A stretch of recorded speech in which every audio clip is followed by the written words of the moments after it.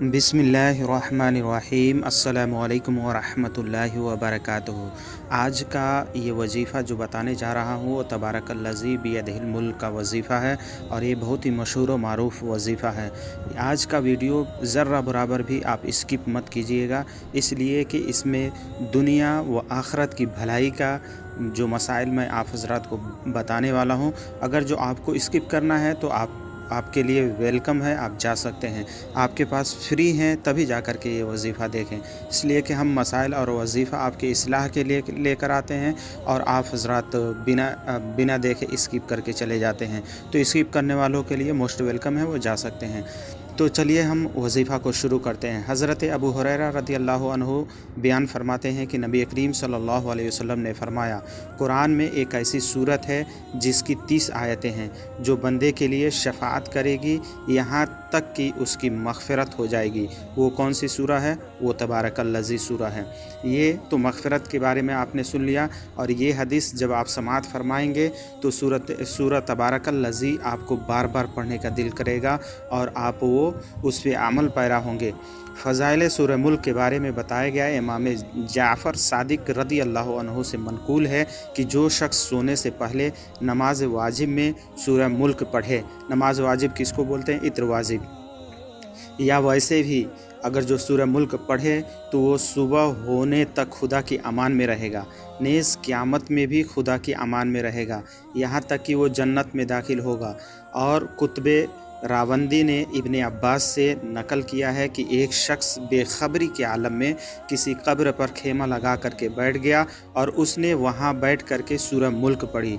तब उसने एक आवाज़ सुनी जिसने कहा कि ये निजात देने वाली सूरह है। बस उसने ये कैफियत हज़रत रसूलुल्लाह सल्लल्लाहु अलैहि वसल्लम की खिदमत में आकर के सब कुछ बयान फरमाया। तो रसूलुल्लाह सल्लल्लाहु अलैहि वसल्लम ने फरमाया, ये सूरह वाक़िअतन कब्र से निजात देने वाली सूरह है। तो अगर जो आप इस सूरह को रोज़ाना रात में सोने से पहले पढ़ रहे हैं तो कब्र से निजात मिलेगी। और ये जो हदीस आप सुनेंगे तो इस हदीस को सुनने के बावजूद आप कभी भी सूरह मुल्क पढ़ना नहीं भूलेंगे।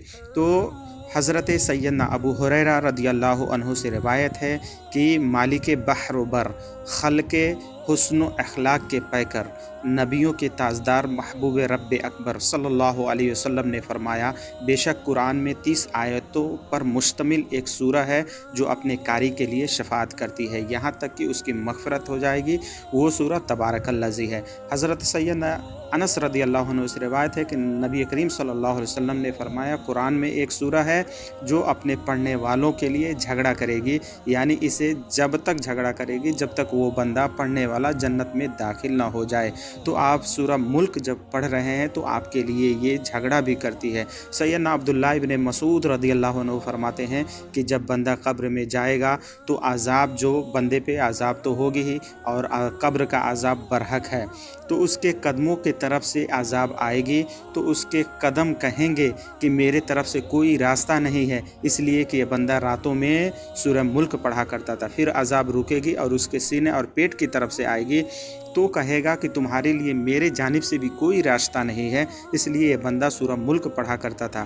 फिर कुछ देर के बाद वो सर के तरफ से आएगी तो सर कहेगा कि हमारे तरफ से तुम्हारे लिए कोई रास्ता नहीं, यानी वो बंदे के ऊपर जब अज़ाब होगा तो ये सूरह मुल्क पढ़ने के बदौलत चारों तरफ से, सर के तरफ से, पाँव की तरफ से, पेट और सीने की तरफ से ये सूरह मुल्क पढ़ने के बदौलत उसकी हिफाजत होगी। कब्र के बारे में कहा गया है, अल क़ब्र रौज़तुम मिन रियाज़ुल जन्नह औ हफ़रतुम मिन हफ़रिन नार, यानी कब्र जन्नत के क्यारियों में से एक क्यारी है और जहन्नम के गड्ढों में से एक गड्ढा है। तो बस मेरा मतलब इतना ही था, आप हज़रात की इस्लाह, ताकि आप हज़रात हमेशा सूरह मुल्क पढ़ें ताकि आप दुनिया व आखिरत में अल्लाह के हिफ्ज़ व अमान में रहें, और जब इंतकाल हो और कब्र में जाएं तो इसकी बदौलत वहाँ भी आप हिफ्ज़ व अमान में रहें अल्लाह के, और इसके पढ़ने की बदौलत आप हर तरह के अज़ाब से दुनिया में भी रिज़्क़ और दौलत और अमान में आप रहेंगे, और कब्र में भी